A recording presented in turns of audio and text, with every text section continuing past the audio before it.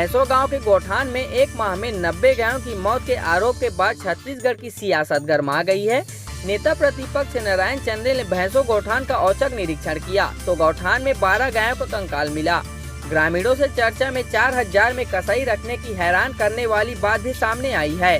नारायण चंदेल ने जांजगीर में मीडिया से बातचीत में कहा कि गौठान में अभी भी 65 गाय है जिनके लिए चारा की कोई व्यवस्था नहीं है। यही हाल रहा तो और भी गायों की मौत हो सकती है।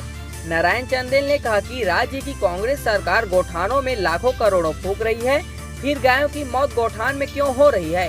इस मुद्दे को आने वाले सत्र में जोर शोर से विधानसभा में उठाया जाएगा। नारायण चंदेल ने गौ सेवा आयोग के अध्यक्ष राजेश्री महंत राम सुंदर दास पर निशाना साधा है और कहा है कि वे गोठानों में जाकर स्वागत बस करा रहे हैं, गायों की फिक्र नहीं है, इसलिए चारा के अभाव में गायों की मौत हो रही है।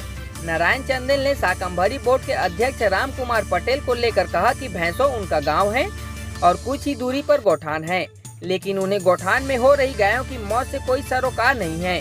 इधर नेता प्रतिपक्ष के निरीक्षण के बाद जो खुलासे हुए हैं उसके बाद सवाल उठ रहे हैं कि क्या जिला प्रशासन के अफसर गोठानों में नहीं जाते। इस मामले में जांच और दोषियों पर कार्रवाई की मांग की गई है। दूसरी ओर छत्तीसगढ़ शाकंभरी बोर्ड के अध्यक्ष राम कुमार पटेल ने गोठान में गायों की मौत नहीं होने की बात कही है। सुबह ही मैं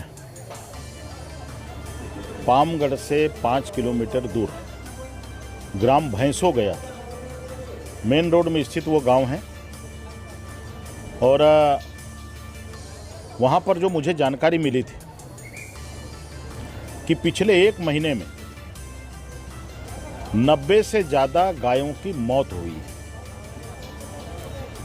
तो मैं आज प्रातः ही अपने कार्यकर्ताओं को सूचना दिया, वहाँ के कुछ अधिकारियों को मैंने कहा और मैंने गौठान का अचानक निरीक्षण किया।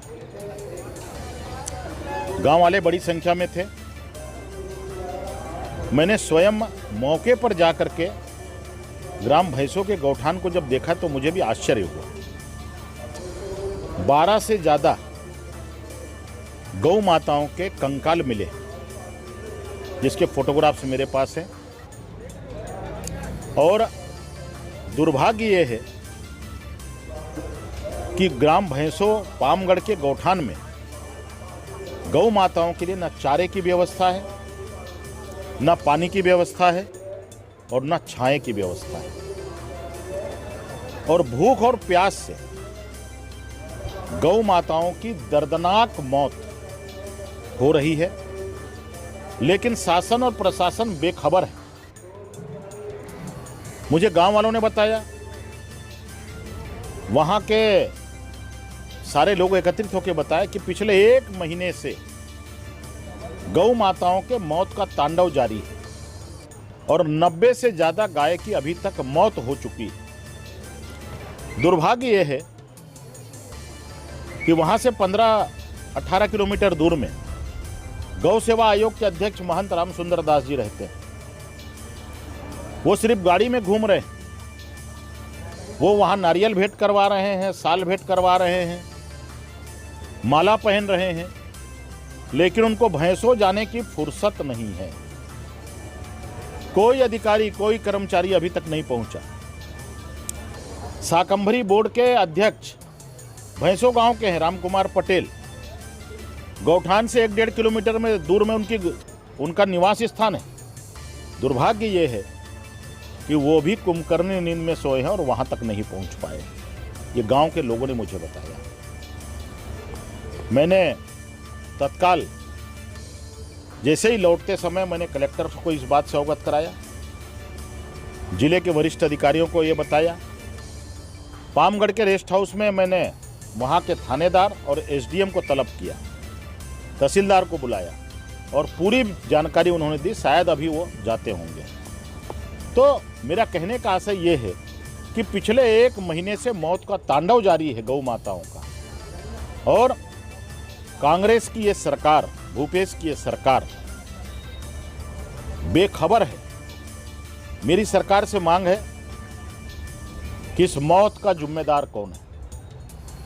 गौ माताएं खत्म हो रही हैं, इसकी जिम्मेदारी तय होनी चाहिए।